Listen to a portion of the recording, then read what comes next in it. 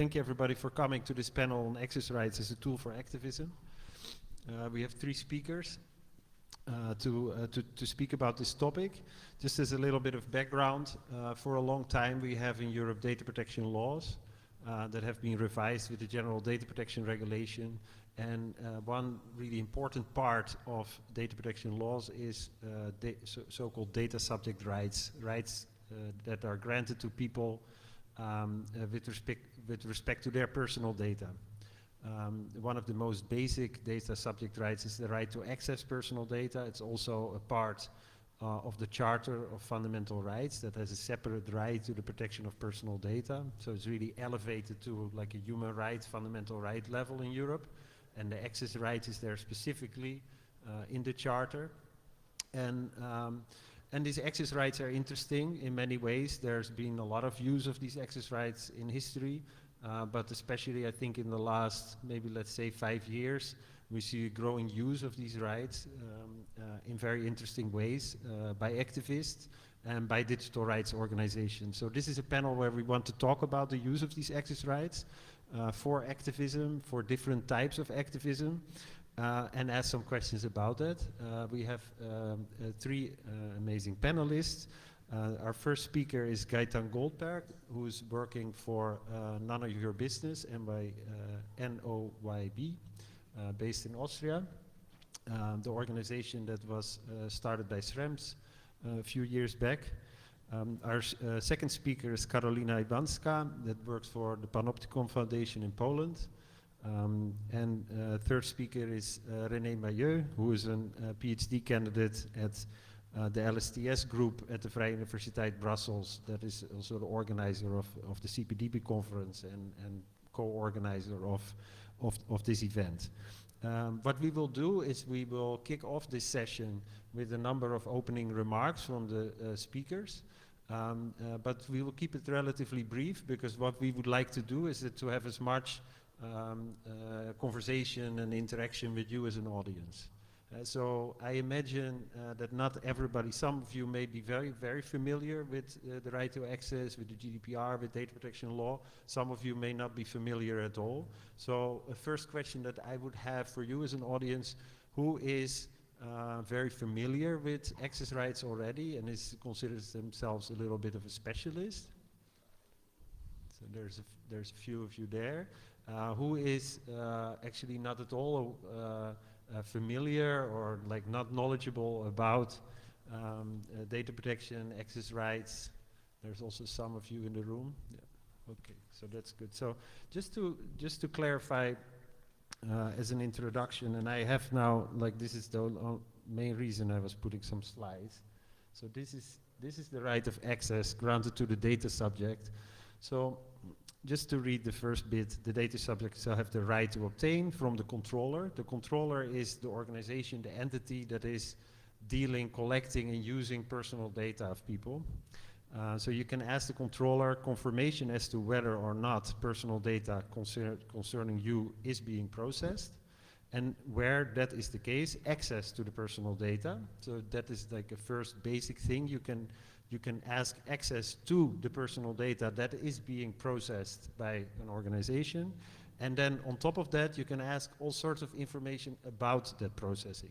So what are the purposes of that information relating to you being processed? What are the categories of personal data concerned? And for instance, what are the third parties? What are the other organizations or entities that are getting access to that information? So all these types of questions you can put into an access request. And then there's a stipulated procedure and also with time limits under which, like, the controller, this organization has to respond to that request. And then, you know, if they're not responding, you can make a complaint to a supervisory authority. You can ultimately also go to court. So this is like, it's a legal right in the same way that you may know of freedom of information requests, you know, that you can file to get access to government information. You have these data rights, these access rights to get access to personal data. Just a final bit to clarify for those that are not so familiar with data protection. Data protection is a framework that applies to the processing of personal data. So processing is anything you can do with personal data, any kind of thing you can do with information, combining it, analyzing it, or sharing it with others. But the really important bit is, of course, what counts as personal data. So I'm not going to give a lecture on this. This is a very interesting topic. But for now, it is important, I think, or enough for you to know that this is a very broad concept in Europe. It goes far beyond what in the US, for instance, is called personal identifiable information. It goes far beyond identifiers. It's all sorts of information that relates to an identifiable person. And the person, it's enough for the person to be identifiable. That identifiability can even happen on the basis of information that the controller doesn't have itself. You know, it could be that another organization has information that can allow identification. So it's just like so important to know that this is a very broad category of data, and with all these individualized ways that we deal with technology, there tends to be a lot of personal data that are being processed in digital environments.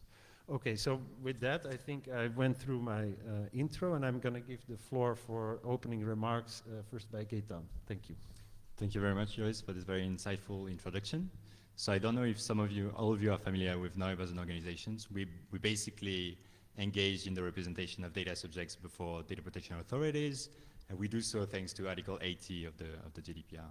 So access requests are actually quite essential to what we do on a daily basis. We use them when we investigate a company. Why? Because you know your data is being processed by that company, and you can access the privacy policy of that company, but what you often don't know is, you know, to what extent processing operations are taking place, and how do you compare the information you can read in a privacy policy to the information, what's really happening with your data. So what we do is we ask people to send subject access requests to companies, and then we compare the answer they receive from those access requests, when answer there is, to what the company is stating, both in its privacy policy, but also in its marketing material that the company is, you know, sending to businesses.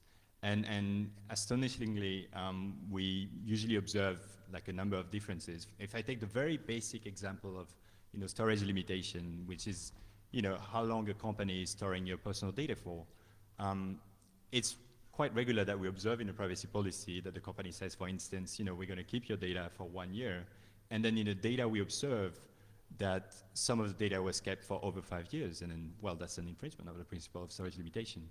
And in that regard, access requests are a fabulous tool to, you know, kind of assess not only the compliance of the company with Article 15, but also with a number of GDPR principles. And so we take the answers, we look at, you know, what's contained in them, and then we assess whether we have a case or not, and if we should engage in the representation of an individual before a data protection authority. So in a way, theoretically, access requests are an excellent evidence gathering tool. But then, are they actually working? And so we had a test case last year in January 2019. We filed complaints against 8 streaming services that you're most likely familiar with, ranging from Netflix to Spotify, so we basically made subject access requests, and we waited for the results, and we were waiting for companies to fulfill all of these elements, meaning, you know, is the data being processed?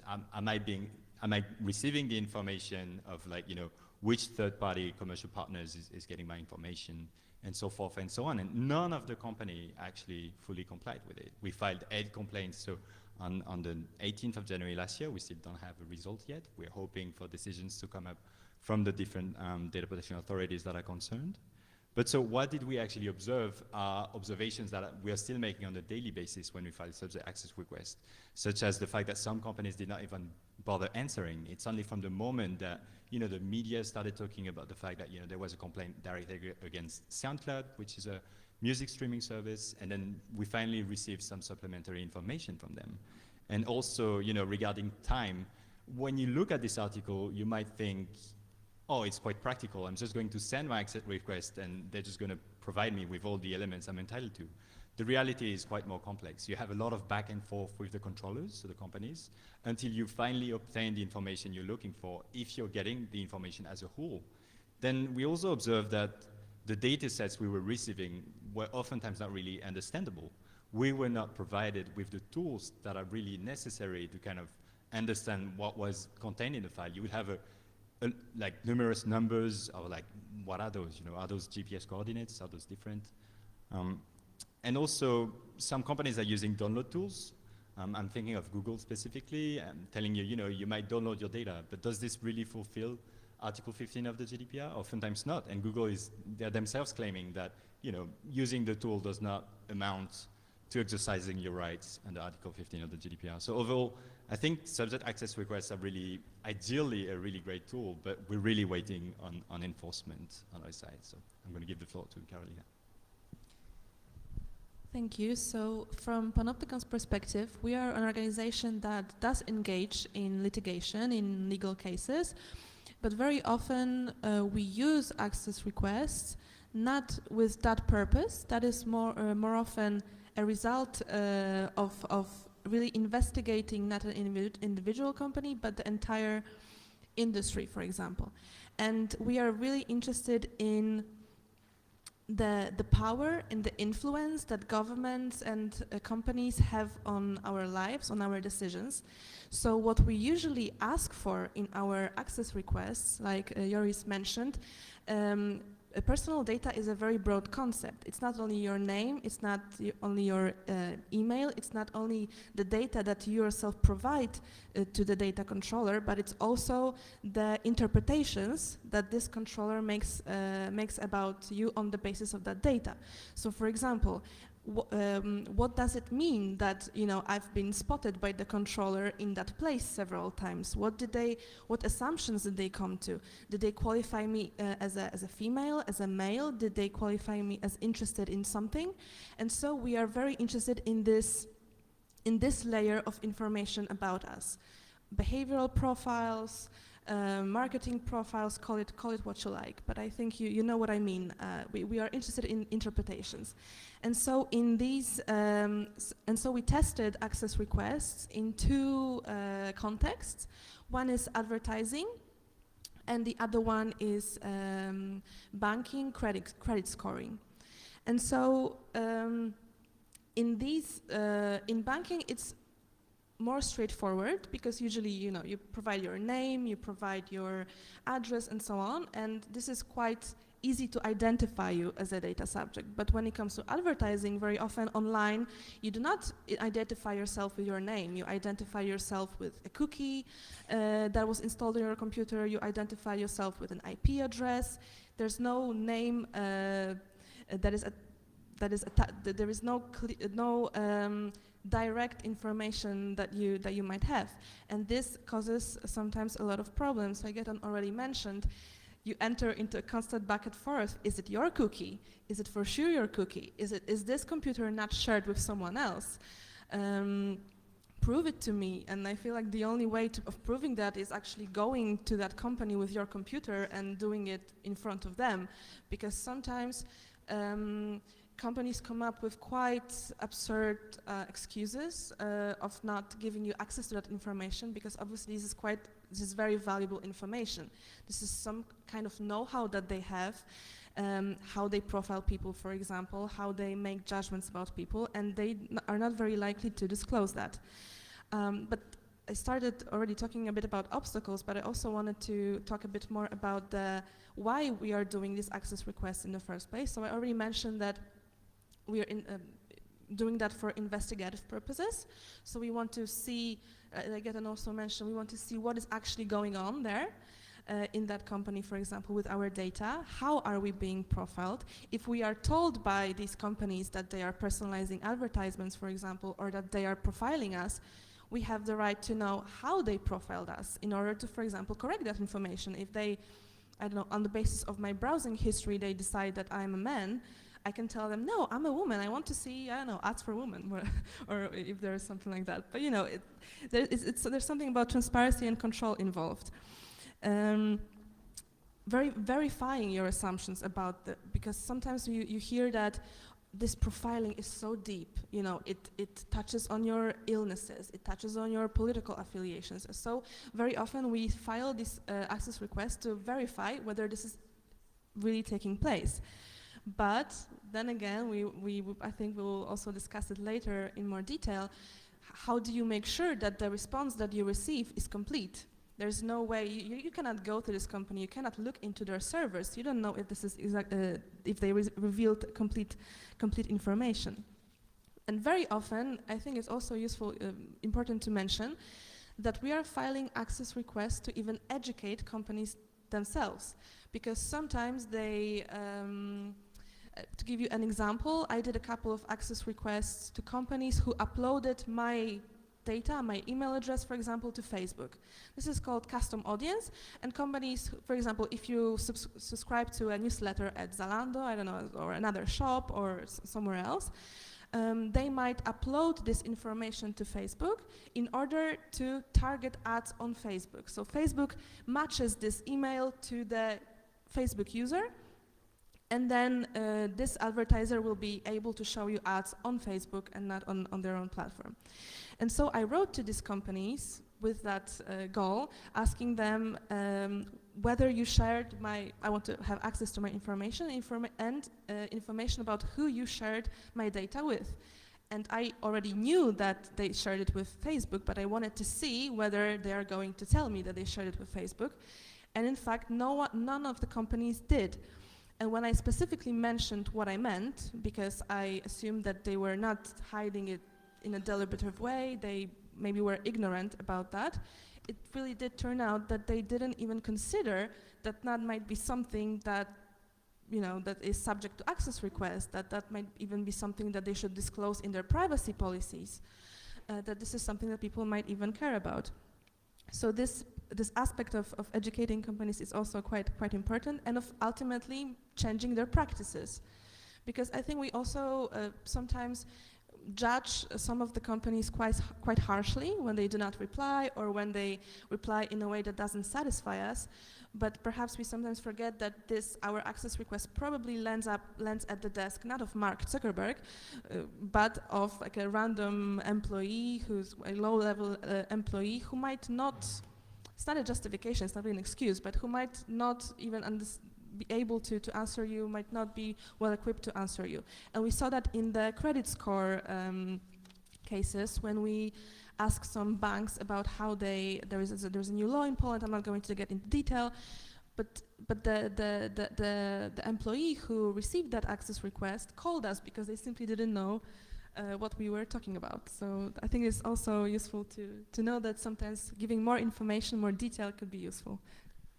Just a little anecdote on that in between. It's like from what I've heard, Max Schrems, who's quite famous, of course, for the work he did on data protection and compliance.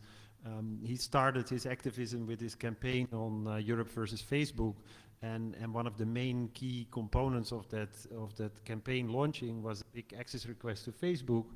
That Facebook replied with sending like a PDF of around 1,000 pages, I think, that Max and but the thing is that I heard later on that, I mean, there's of course all sorts of strategies that companies use to reply to access requests, and I think what happened in this case is that later on the company was really not so happy in the way that like an employee had basically tried to answer in relatively good faith to this request, and ended up sending a lot of information that then like really kicked off the campaign, because it revealed all sorts of very problematic legal issues, like the creation of shadow profiles and things like that. So it is like there.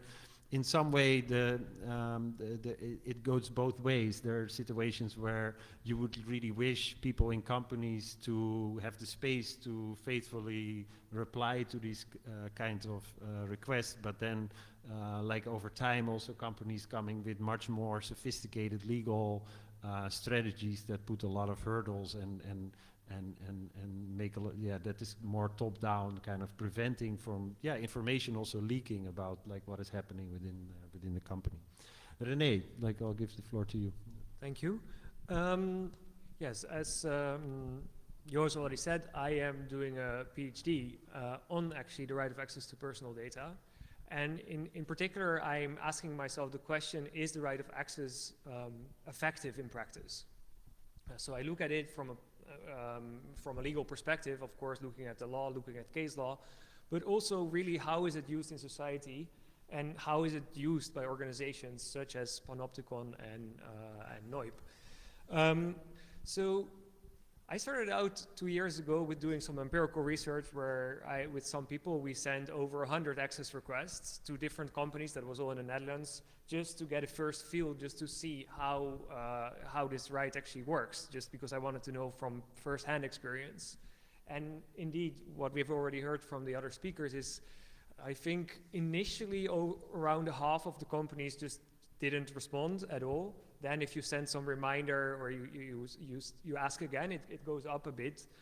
In particular, also, companies might respond with very clear personal data. So they might say, oh, we have your name, we have your email address, you have your phone number, but that might not be the most sensitive or interesting information. You're already aware that they have that kind of data.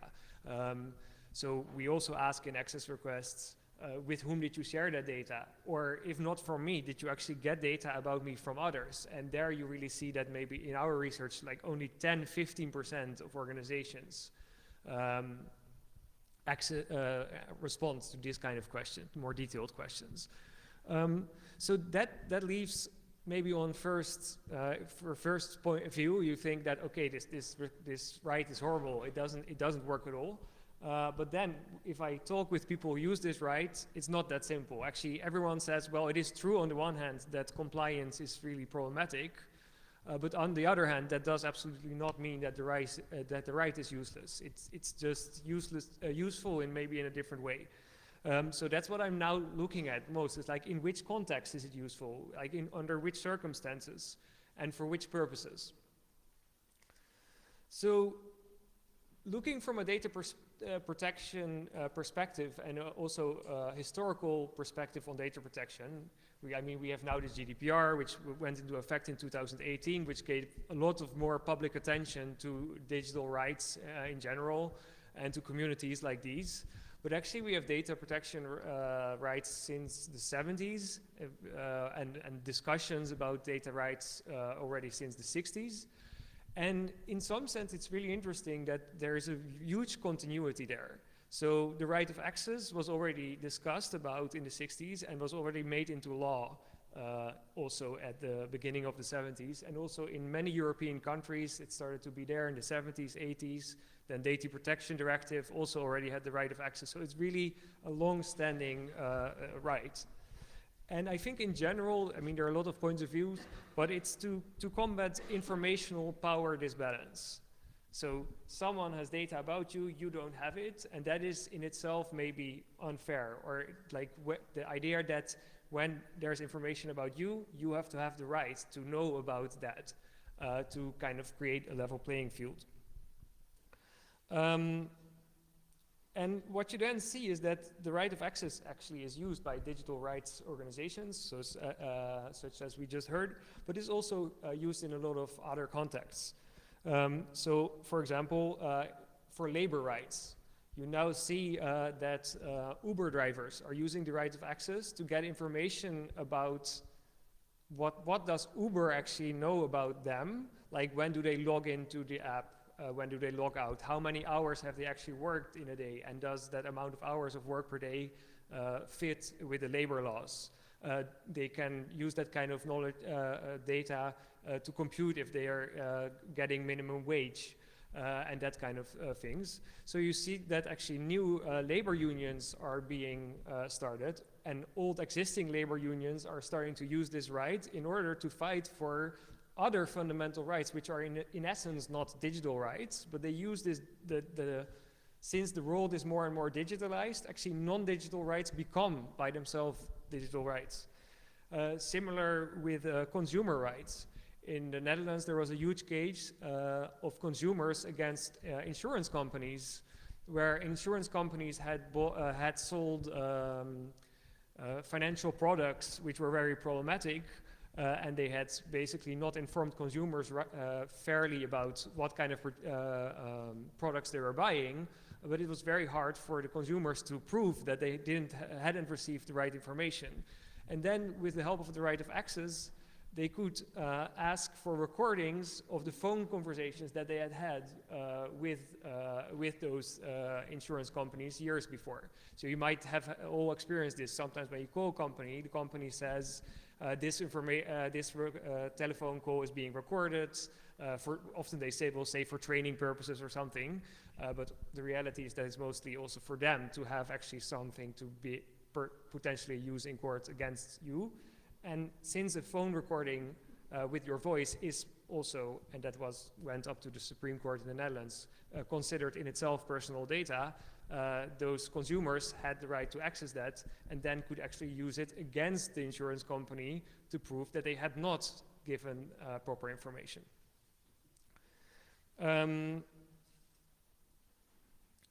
So what we have heard too is that from these experience, and also if you look at my personal experience, and also in most court cases, you see access is not easily given. Like the ideal is, of course, you have this right of access, as we had on the screen. You send a request, you send an email, and then 1 or 2 weeks, or the law says within 4 weeks, you get an answer and you have what you want. The reality is almost always not like that. And there, I think what is interesting is that there is now this, what I call an ecology of transparency. There's a context, there are groups, there are circumstances in which transparency can be brought. So to give an example of that, when I do an access request, I might not receive an answer. But if I at the same time have a journalist next to me, and the journalist sends an access request or sends a second letter and says, hey, I'm a journalist and I'm doing an article about this, you see that all of a sudden the response of the organization might change a lot. Same is probably sometimes true, I hope, for these digital rights organizations.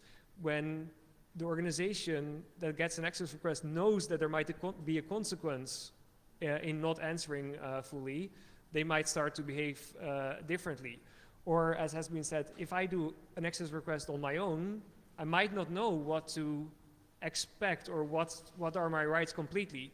But when I can call NOIP and ask them as specialists, hey, I received this response, is it okay? What kind of rights do I have?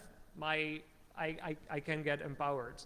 So there is this context that is necessary to make the right of access work, and we see, I hope, a bit of a movement or this context being created at this moment. Can I add 2 words? Yeah. I just wanted to add 2 words on 2 points. One, that Rene mentioned that sometimes that you might think that access requests are not working, but sometimes that is actually maybe useful that they are not working. It was actually the case when we were investigating the advertising industry. We realized that there was no one standard of replying to access requests. Most of the companies didn't even bother to respond. Some of them, said that we have to provide proof of ID. Some of them said that we have to, provide some screenshots. So you could see that there was no one standard, while in theory, the law should be applied in the same way, at least in the same industry, that is not, among companies that are not very different from each other. And that was a crucial argument, like this lack of standards and lack of transparency was a crucial argument in complaints that we filed against the organizers of this industry, against Google and Internet Advertising Bureau, saying that, look, like there is something seriously broken with how this system has been designed.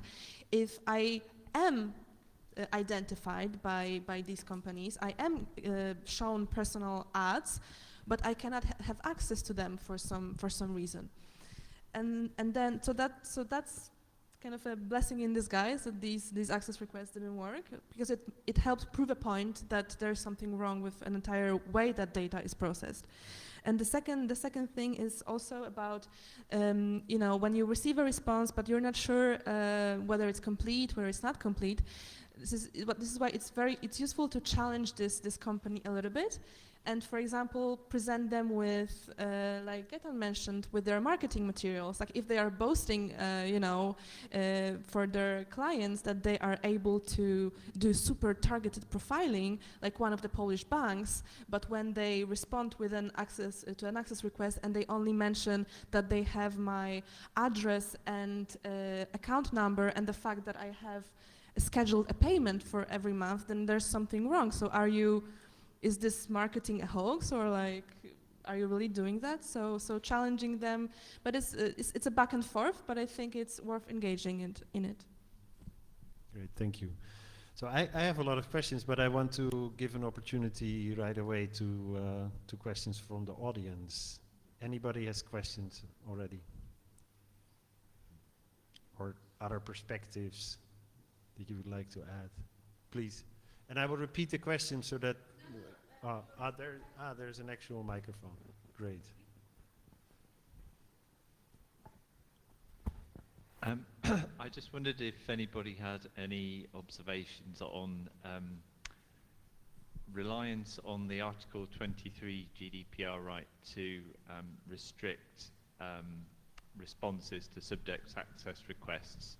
I have in mind, particularly when you're asking government departments for your data, and you are told, or sometimes you're not told, that the department has not given you all your data. For example, maybe you've asked the police for surveillance information and they don't give you all of that surveillance information, relying on the restrictions in Article 23. Have you encountered use of those restrictions by government departments in your work, and do you have any tips on how to get around those or argue back in order to maximize the data that you get back? Maybe just to broaden that question a bit, what are the types of legal arguments that you do hear to restrict giving access? I mean, I've heard quite a lot of maybe more practical things, but like, I mean, there could be legal arguments. I think about identification. We don't know that it's you, but like maybe say, or this is not personal data. Yeah, just two short points there. That in first instance, it was actually quite shocking to find out how little justification you get for anything. So often the response is clearly limited, but there is no real legal argumentation provided or as to why it is limited. And the second point that I want to make, and also it's a question that I have to you, is that I found that in general, public organizations respond a bit differently to access requests, in the sense that I have the feeling that there is often a much higher willingness, at least to engage outside of court. Like, to really say, well, this is our initial answer, let's say, but you can come by to our office and we can discuss what are actually the limits, or that there is a legitimate right to get more. So I've had personally this kind of experience, for example, with the tax authorities, who said, well, we have really a lot of information. You can go to this law, which this law explains why we have access, or gives us by law the legal right to access that information. It's too much to give everything, but you can come by and then you can ask very specific questions, and indeed I could. And similarly with the police, who first gave me a rather limited answer, but at the same time directly told me that I could come by, pass by, and then have a more face-to-face kind of almost live negotiation, but with a clear intuition that they knew that there was a kind of a citizen's right to know what the government is doing with your data, which I've never really felt with companies. So to reflect on that, basically, we mostly engage with corporations, but one should remember that under Article 12, controllers must facilitate the exercise of data subject rights, and the right to access is one of those. And then there are several tensions that we could observe. For instance, if you try to obtain an explanation as to what type of profiling is being carried on. They oftentimes tell you, well, you know, this is our IP property, these are our algorithms, and these are values, so we're not going to give you that information that easily. And so it truly is an ongoing fight, no matter whether it's a private or a public actor. I just wanted to comment maybe on the police part. Correct me if I'm wrong, but I think when it comes to law enforcement, GDPR doesn't apply. We have the law enforcement directive that regulates what kind of information you can access and what you can add. And as it's a directive, it has to be implemented in every country, which Poland did terribly. And so basically we don't have access to any information. But when outside of law enforcement, other government bodies, should respond to access requests under GDPR. So tax authorities, hospitals, schools, like any public body that is not law enforcement, should not come up with arguments of national security or ongoing investigations. But others, I think they have the right to do so under the law enforcement directive, and it probably has to be challenged in court if they reply and they don't have really justification of denying you access. Okay, a quick reaction. Yeah. Yes, thank you for that. I agree that commercial bodies have a lot less scope to rely on those exemptions than public authorities. I think you're right also, the police come under the law enforcement directive. The key point that I've found in doing this is that other than where that criminal investigation or national security justification is being relied on, you do at least have a right to be told that the information you've been given has been restricted, so you can at least start the arguments that you're talking about. Then it's just in those areas where you don't have an entitlement to be told that. So you're actually also saying that the fact that this restriction is being invoked is itself a very interesting piece of information to get. You may be actually looking for that. No, okay, I see. Shall we get the next question? Please. Hi. Do you have any easily accessible resources for the public as to how to actually file for a question for your own personal information? Because I would love to file some requests myself or help some people file their requests, but I have no clue as to where to start. And then maybe also, and the question is like, yeah, do you need to be an expert to do this effectively, or what kind of expert? And yeah. So it's actually fairly easy, and there are plenty of tools out there to help you file such requests. I think of a partner organization that's probably in the room somewhere called Bits of Freedom that launched a tool called My Data Done Right, which is, it's mydata.right.eu. You have a form, you just fill in your personal information, and then it drafts a letter for you to a controller. And then, depending whether they're responding or not, then your second step could be to reach out to us, and then we might help you file a complaint.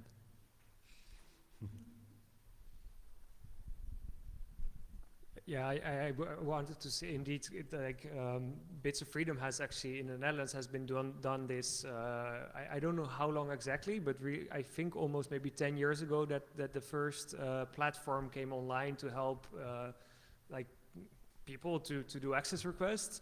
And there's this so initially it's easy, and especially under the GDPR, the rights really became better. For example, including that if you have normally digital communications with a certain organization, then they must also accept an access request digitally. Whereas previously they might have tried to say, oh, you have to send a letter, which especially to young people who might never have sent a letter in their life, can be a really, really big obstacle. So that's one thing. But then indeed, if you want to go further than just the first response, then it really becomes a sphere of contestation, and then you might need help, or it is helpful to get help from people who have been there before. But then indeed organizations like NOIP, so none of your business, they provide this help because they have this super long history of doing this request, so they know how to, well, relatively to any other organizations you do. So they might have kind of standard responses to standard modes of objection. I think there are also two strategies when it comes to filing access requests. One is, and I heard that Max Schrems does it this way. Hi, I'm Max Schrems, give me all my data. Dot. Or there's a strategy that is more, that you ask for particular pieces of information. Like for example, hello, these are my identifiers. I want only the information about the companies that you share it with. So there are two strategies. Either you want to go wide or you want to go narrow and then maybe go wider. Yeah, but I think both are worth trying trying out. Precisely. Plus, depending on the kind of services you're dealing with, you might ask for specific types of information. For instance, if you're going after fitness, like app company or dating app, you might ask for localization, while for others, you might ask for other specific forms of information, just, how long are they going to store my data for, such things. May I ask a question regarding citizens filing requests? How this would work for health data, for instance, access to health data? I didn't hear the premise of your question. How do access requests work in the health context, like with respect to like hospitals, doctors? I mean, just like what I know about this context is that like access to medical records has typically also its own set of regulations and norms. So that can sometimes be a little bit of a parallel legal situation. Yes, exactly. At least in Poland, like there's a complete separate system of accessing your medical files, like and also because this data is so sensitive, it probably there are like more restrictions on how you can access them. For example, you have to go in person to the hospital or provide ID, while in other circumstances it would be excessive to ask for your ID, for example. Yeah, indeed, that's also my experience is that in different contexts, the experience or the history might be very different. So for example, the right of access in the realm of social security already existed before we had the right of access, because actually then already in the 50s and the 60s there was a specific right to access social security related information. And I think similarly for the healthcare industry, there might be a lot of historical background in the kind of ethics that is involved in the relationship between the patient and the caregiver. And in that context, I also noticed in a personal request that I did that my doctor was almost, I felt that it was almost like kind of angry, or it felt that that my doctor felt that my doing an access request felt like, oh, do you not trust me or something? Which was not the case at all, but it had really to do with the type of relationship that we had. But as far as we know, or as I know, I'm not sure if I'm wrong, in principle the GDPR does apply, but the data controller, so in this case the doctor or the hospital, has also the obligation to provide access in a safe way. And in that sense, the more risky, or the more, how to say that? Sensitive the data is, the more care they have to take to be sure that it's given under the right context. And indeed, that can be done by asking you to come to the hospital or to the doctor and to see it in that space, so that they can check, for example, your ID and be sure that they really give it to you and not to someone else. Thank you very much. We have 2 questions here. Shall I take them in a row? Yep.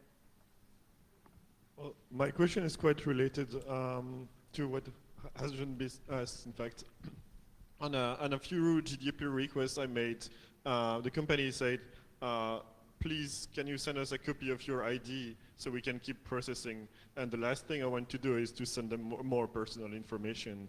So did you have this issue, and do you have, how did you solve it? Did you manage to solve it?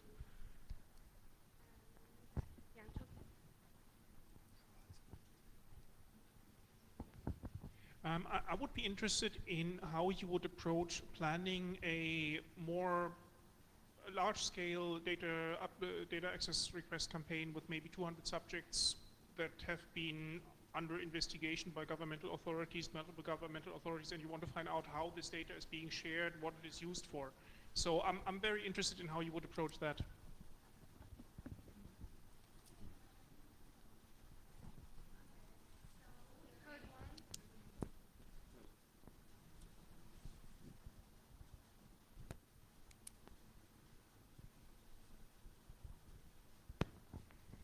So I've actually seen two of you talking about access requests, but also saying that, for example, Max Schremm said, please give me all my data, and one of you saying, oh, there's like this place that you can go to and download your data.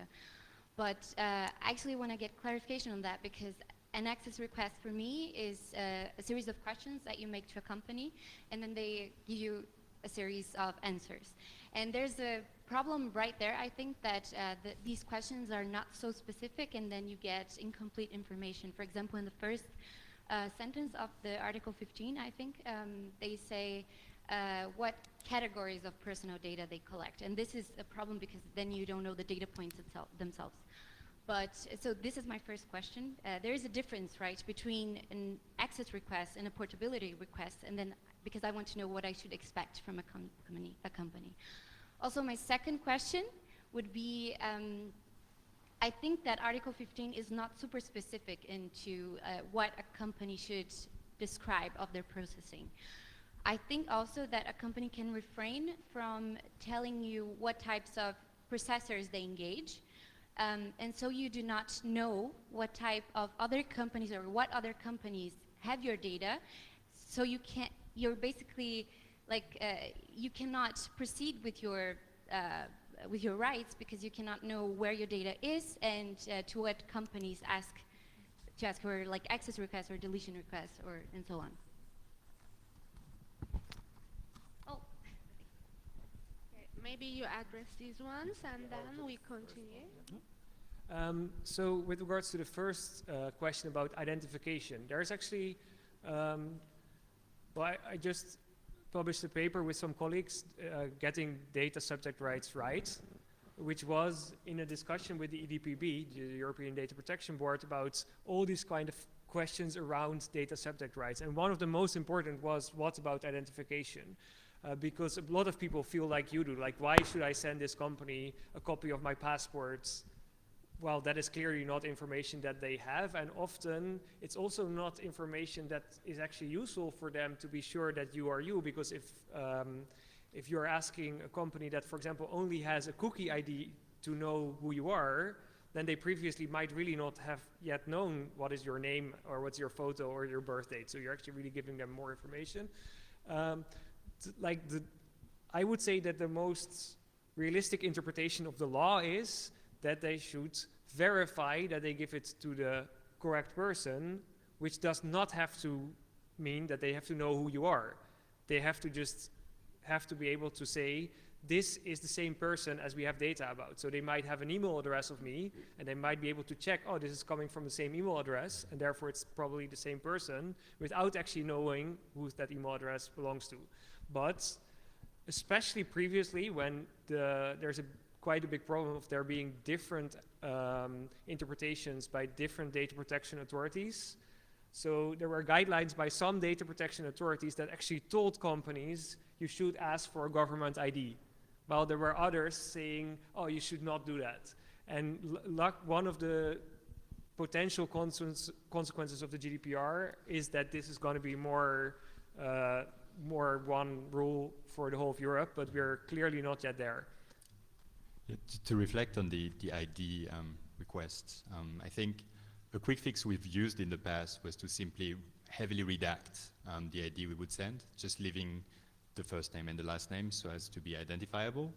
But that was really, we're trying to find other ways. Then to move on to the next question on the large-scale access requests from government authorities, that's unfortunately not something my organization engages in, but if it were to concern private corporations, though, we'd have interest doing that. And I'd strongly invite you to get in touch with us, because for us it's always really interesting to have like a pool of data subjects looking towards the same direction. I believe there was experience in the Netherlands as well when it comes to filing access requests simultaneously against a single controller, and practices tend to move when people do so. Then on the third question, I think I quite agree with you. I think Article 15 is what it is. It's quite blurry, and it's not really precise, and a category of personal data is not precise at all. I think when it comes to The recipients or the categories of recipients, this is an area where, you know, scholars oftentimes disagree. You have people saying, if you can, you know, specifically identify a specific company you're sending that data to, that company should be named in the answer to the subject access request. And it's often the case that even if they have the identity, they won't provide you with it because they'll just say either, oh, we share it with, you know, our commercial partners, and sometimes just won't even disclose that piece of information. And when it comes to access and portability, it's true that there's a thin line with companies kind of blurring, am I getting access to my personal data, or am I getting a file that I get to use as exercising my right to portability? And this is something we've experienced mostly with download tools, because usually they're like, you know, you can access your data, but what am I using this data for? And that's also something, like I was saying early on, when we tried and when we filed a complaint against YouTube, we found out that Google was saying, you know, this download tool that we redirect you to when you're asking for your data, well, basically, it's not there for you to exercise your right under Article 15, but they also didn't say it's there for you to exercise your right to data portability. So what is it there for? You know, like, we don't know. So I guess time will tell. Okay, I also will add a couple of comments to these questions. When it comes to the ID, especially in the environment that Rena mentioned, when you don't identify yourself with your name, like, you can think like, what change does the ID make? Like, now does it change significantly whether it's you or whether it's you? Like, the only risk-free way of identifying you is, as I mentioned, going to them with your computer. So what we are trying to do in such cases is to work towards a standard that if you're asking for information and you, for example, enclose, I don't know, some kind of signed, I don't know how to say it in English, some kind of signed claim that this is my computer, I am the sole user of that computer, that should be enough. Especially that, I mean, revealing information related to cookies is usually not sensitive information, it's not health data.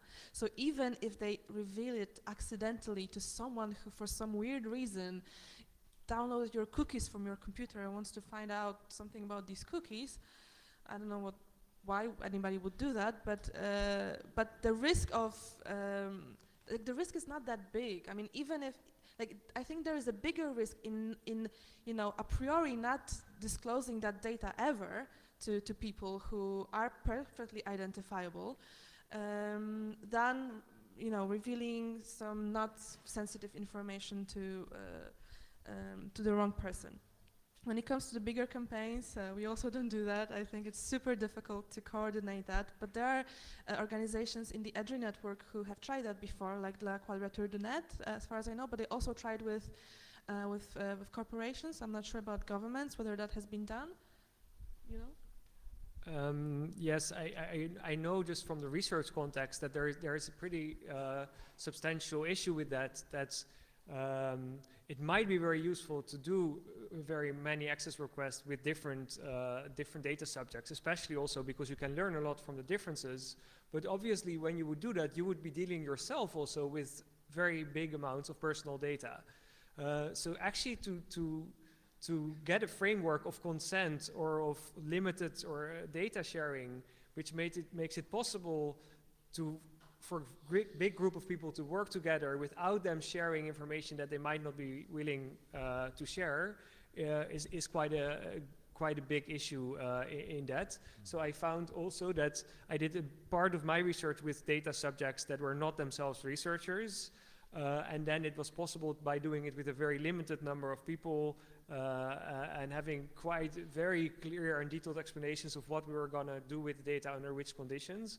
But in general, you see that most researchers, and also I hear that similar at NGOs, often NGOs do complaints with actually their own employees. And researchers often do access requests themselves, because then they can easily say, oh, I consented to doing this. And when you're involving other people, that becomes much more sensitive. Yeah, that's good to add. There's experience in Germany with a rather large campaign that was like a non-existing community. It was opened to the German population, basically, There was the Shufa campaign, the Open Shufa campaign. So that is an interesting one to look at. They ran into also some significant issues with respect to data protection compliance themselves. This campaign, the goal was to get as much information as possible about the data feeding into Shufa, like credit scores. This is the Shufa organization is doing credit scoring in Germany. And then their main goal, or one of their main claims, was that they would kind of try to use this data to reverse engineer the particular scoring algorithm that was being used, and also to look into potential data-driven discrimination issues that may be happening in this context, which is, of course, a concern that in the whole algorithmic governance discussion is quite prominent, that the use of data, relying on data for evaluating claims and making decisions, is leading to new forms of discrimination. And only to add on the last question, when I think it's important to make a distinction between access right from Article 15 and the right to information, general information from Article 13 and 14 GDPR, and that Article 15 applies to you individually. Like, for example, if a company processes data for 5 purposes, but in general, but in relation to you, they only do that for 1 purpose, they shouldn't just repeat the 5 purposes in your access request. They should verify what exactly they do with concretely your data, and give you a copy of that data as well. There's a question here? Yeah. I'm going to embarrass myself because I can never pronounce the name of your organization. Thank you. It's tricky. Yeah, but you published this great schemata about different types of data that we should have access to, and particularly inference data. Mm-hmm. And I was wondering if you could explain a little bit more about what inference data subjects are able to access or should have the right to access, and where that line is drawn as proprietary information for the company. In my case, it relates to Uber.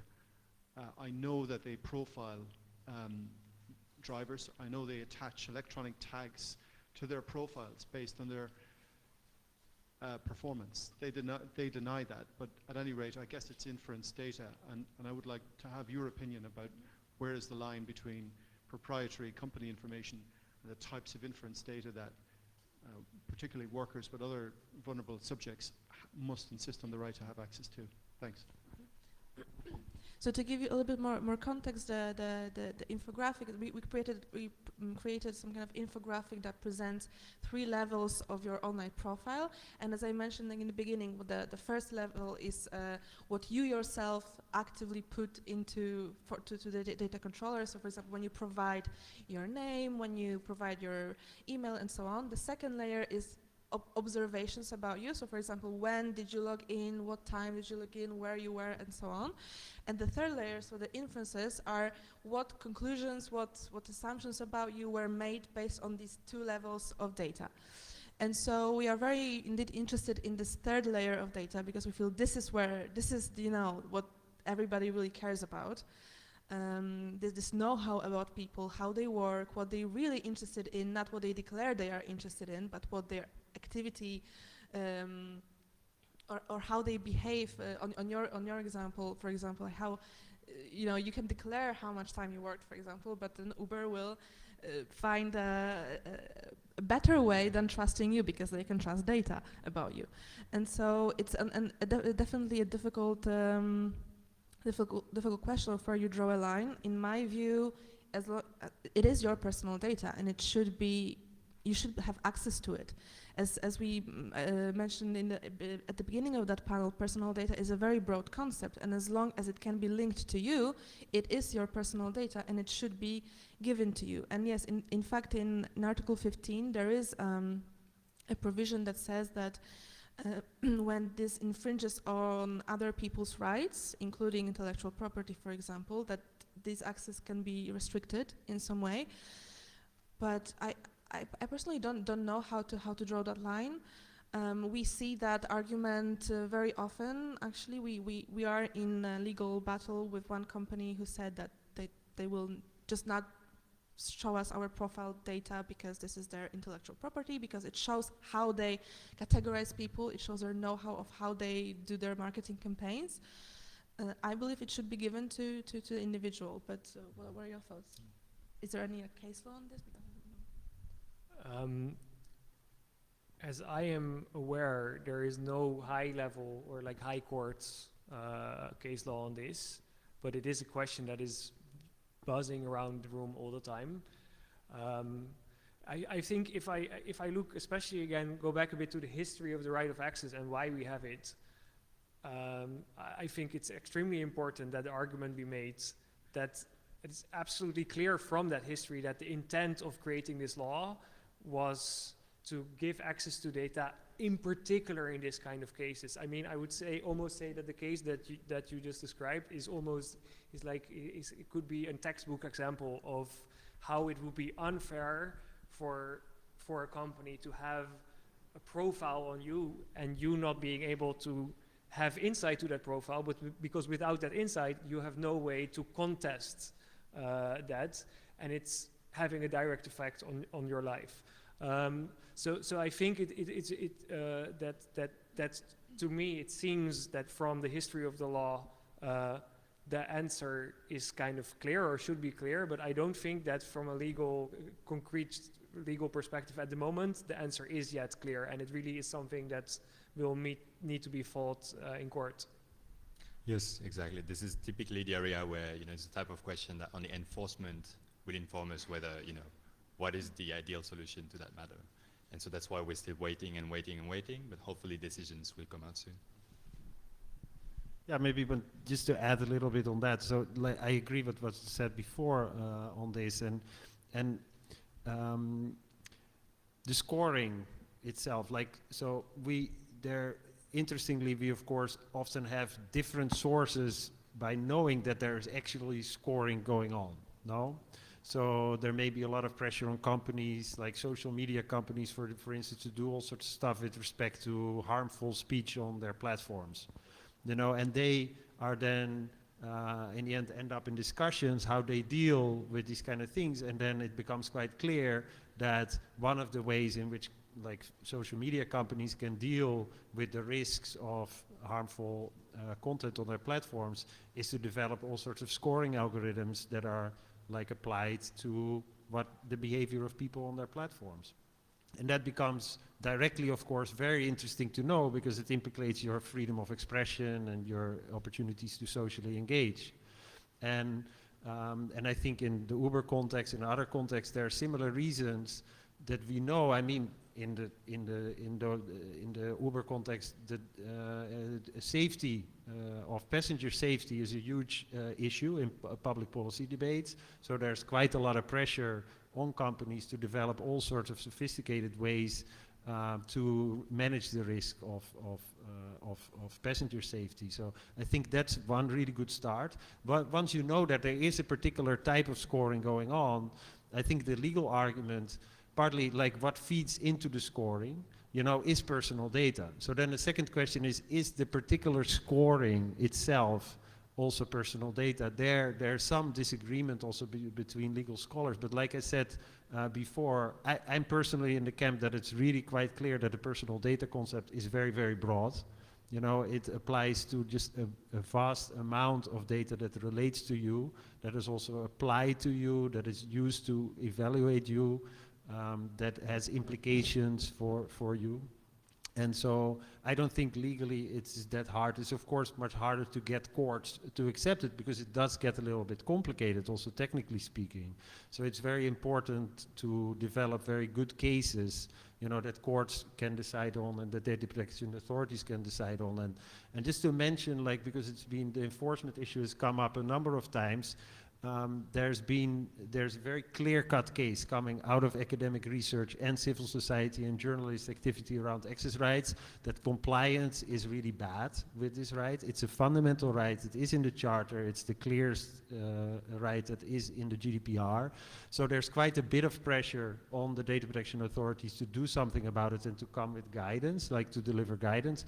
There was a meeting in November, I think, in the beginning of November. René can maybe say more about that, where the European Data Protection Board invited stakeholders to come and speak about, like, yeah, what should this look like in I think on the guidance, what should it look like, and so hopefully there will be more clarity. But there's definitely a lot of room, I think, for civil society to push on this guidance actually delivering on like what the law says. Okay, we have one more question there.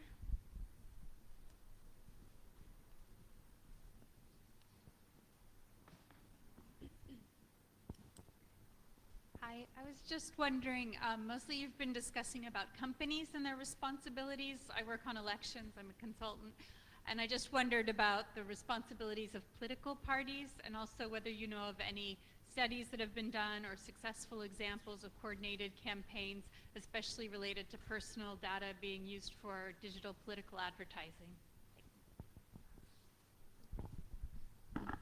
Yes, actually we have another project. We research political micro-targeting at Panopticon in the context of Polish elections. But we are more at the moment looking at the role of Facebook in all of that. But I know that there are also people who are looking at the role of political parties, because in the Polish context at least, political parties don't know much about people. They rely on Facebook on doing the job of targeting information, but for example in the British context it's way more sophisticated. I heard of, I'm not the best person to speak about that because obviously I'm not from the UK, but Open Rights Group has been working on that, and Who Targets Me have been working on that, and they saw, for example, that political parties were collecting information about people through some surveys that were not really about elections, but there were just random surveys about where to put, I don't know, police patrols in their streets, but they were reusing that information to target ads to them on Facebook. So there are all sorts of like really sophisticated stuff going on, not in my country, but in other countries for sure, and I think that Open Rights Group is doing, oh, there's someone from, oh yeah.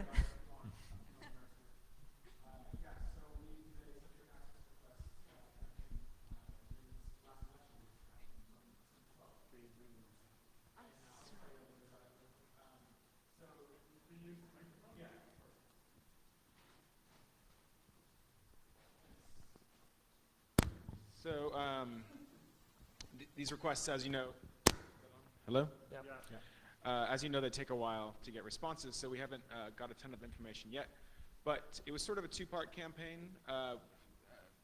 This alludes to some of the points you made, but basically, in the context of the election, when we were getting people to do these requests, our supporters, that was sort of the, you could call it like the awareness and deterrent phase of the campaign, where we tried to get a lot of press coverage just so the parties knew that we were investigating. So that would hopefully have potentially mitigate some of their tactics during the actual campaign. And then now we've moved into the sort of research phase now that the campaign's over, and we're in the process of very carefully requesting people's results and getting their consent and making sure the data is transferred safely for those who are interested in sharing their responses with us. And that's going to take a while. So we just barely started to collect that information, and we'll be interested to see how it develops. Partisan way, we did it so that the tool that we built was that it went to all the parties at the same time. So people, if they wanted to, they could go and petition one each. But if they're using our tool, we didn't want it to be weaponized in a political way and used to disproportionately hit certain parties. So we did that in sort of a non-partisan way, best we could. And I'll just quickly do a self-promotion. If you're interested in that topic, and if you're going to CPDP, we are going to have a panel on political micro-targeting on Thursday. So, but I'll give you the floor. So, we are reaching the time of the panel, 1 minute. So I'm actually going to give a final opportunity for some last words for the panelists, and then we will close. Great, thank you. Thanks also to the audience for the many questions. Yes, I wanted to end on one very negative and one very positive note. To start with the negative one, I think that one thing is very clear to me, at least, that enforcement is lacking in a way that I would like to really research in itself, like how is this possible? Because the GDPR is complicated, there is no doubt about that, and we have heard some questions in this discussion about complicated issues. But even when a data controller does not respond at all, often the response of data protection authorities is silence, is nothing. And of course, that I compare that, let's say that we change the maximum speed on the highway, and the police will just, give fines to one person a day. What would happen then? Do we then expect everyone nonetheless adhere to the law? No, we don't. So why would we expect with this low level of enforcement that data controllers would adhere? So that's one thing. On the other hand, and going back to the case that I alluded to before, so there was this court case against insurance companies in the Netherlands, and one of the arguments that the insurance companies made was, well, if we give access to this data subjects are going to use that data against us in court, and that's unfair. That's not what the right of access is meant for. And interestingly, and luckily, the court, and this was the Supreme Court of the Netherlands, said, well, actually two things. It's not true that the right is not meant for that. The right can definitely be used against you, and there's no intrinsic non-logic to that. So that's, I think, good, and I think you see that replicated. So basically, that the right is a right per se. You just have the right to access. You don't have to argue it in a certain data protection related question. You can just use it. So that's great, and I hope that we will see that replicated in cases like Uber, and then if enforcement is also picking up in speed, then we might actually get somewhere. Yeah, basically I can just say that we are still, there are still a lot of questions, but there's no doubt that this is a great tool for activism, and not only for privacy-related activism, but for political activism, for labor rights, for justice, for discrimination. I would encourage everybody to use it, because the more we use it, the more companies are used to dealing with access requests, the more people are used to sending them, and I think that it will create a positive wave that will push things forward. Exactly. Thank you very much for being here. One last word I would add is, it's like I was saying, it's an essential right in the way that it opens the door to the exercise of many other rights, and we cannot emphasize enough that controllers must facilitate the exercise of data subject rights. I think that's probably my main takeaway from today, is that, we're exercising that right, and companies have to help us obtain the answers that we're entitled to. So I'm hoping for more enforcement in the future. Me too, and on that note, please join me in thanking our panelists for this great discussion.